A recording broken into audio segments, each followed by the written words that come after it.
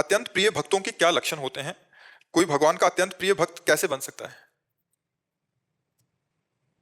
सबसे पहला लक्षण भक्त का है भगवान का निरंतर चिंतन। देवर्षि नारद जी कहते हैं तदर्पिता अखिलाचारिता तद्विस्मरणेन परम व्याकुलते। सबसे पहला लक्षण, जितने भी आचरण हों वो भगवान के लिए हों और भगवान को समर्पित किए जाएं और भगवान का निरंतर इतना स्मरण प्रिय हो जाए कि जैसे मछली को पानी प्राण प्रिय है, अगर उसको अलग कर दे तो छटपटाने लगेगी, वो प्राण त्याग देगी।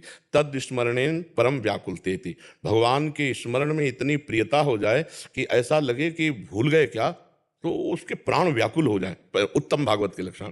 त्रिभुवन की राज्य लक्ष्मी देने पर भी जो आधे पल के लिए अपने प्रभु का स्मरण ना छोड़े उसे महाभागवत कहते हैं। पहला, सबसे पहला, अगर ये है तो सब लक्षण आ जाएंगे, ये नहीं तो नहीं माना जाएगा कि वो फिर दंभ पाखंड बना रहता है। हर समय अपने प्रभु का आंतरिक मनन, आंतरिक स्मरण, आंतरिक चिंतन, एक तार तैल धारावत तन्मयाहा, अपने इष्ट में तन्मय रहना। दूसरी बात, अपने इष्ट के मार्ग में चलने पर जितने भी द्वंद्व आए उनको सहना।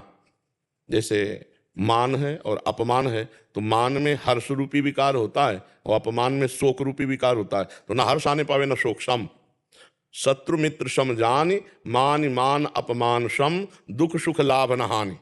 इस मार्ग के पथिक की ये स्थिति होनी चाहिए कि दुख सुख में, लाभ हानि में, स्वस्थता अस्वस्थता में, मान अपमान में, निंदा स्तुति में समान भाव, हर समय भगवत स्मरण और इन द्वंद्वों में समान भाव होना। जब कोई बड़ी से बड़ी विपत्ति और बड़ी से बड़ी संपत्ति में भी ना फूले ना भूले, हर समय भगवान की स्मृति में वो द्वंद्व विमुक्ता, जो द्वंद्वों पर विजय प्राप्त कर चुका है। तीसरा लक्षण, योग क्षेम की भी चिंता ना करने वाला।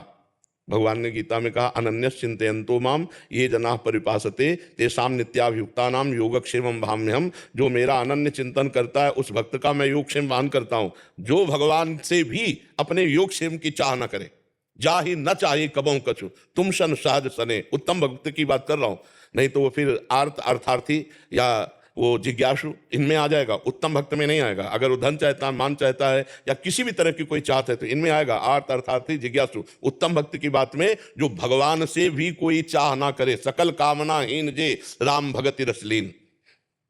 और सबसे बड़ा दोष होता है जीव में अहंकार, जो किंचन मात्र किसी भी क्रिया किसी भी स्थिति में अपने आप को नहीं देखता, अपने भगवान की कृपा को देखता रहता है। भगवान की कृपा से भजन हो रहा है, भगवान की कृपा से देश सेवा हो रही, भगवान की कृपा से हमारे अंदर जो सद्गुण है। अहंकार रहित भक्त जो है वो अहंकार रहित होता है, जिसके किसी भी तरह का कोई अहंकार नहीं है और जिसके किसी भी तरह का कोई बल नहीं है। जैसे धन बल, तपस्या बल, व्रत बल, तीर्थ बल, बड़े बल होते हैं। सुनेरी मैंने निर्बल के बलराम, अपबल, तपबल और बाहुबल, चौथो बल है दाम, सूर्य किशोर कृपा ते सब बल हारे को हरिनाम। जो पूर्ण भगवत आश्रित है, पूर्ण भगवत बल वाला है, पूर्ण भगवत भरोसा है, किंचन मात्र किसी द्वंद्वों में कोई भी प्रभाव नहीं पड़ता है, निरंतर अखंड भगवत स्मृति परायण है। ये कुछ बाहरी लक्षण भक्त के हैं। भक्त और भगवान की महिमा को वेद और सरस्वती जी भी गाते रहे तो पार नहीं पाएंगे, क्योंकि भक्त भगवत चिंतन के प्रभाव से भगवान के अगाध सद्गुण संपन्न वैभव को प्राप्त हो जाता है। तो उसकी जैसे भगवान की महिमा कहना अनिर्वचनीय,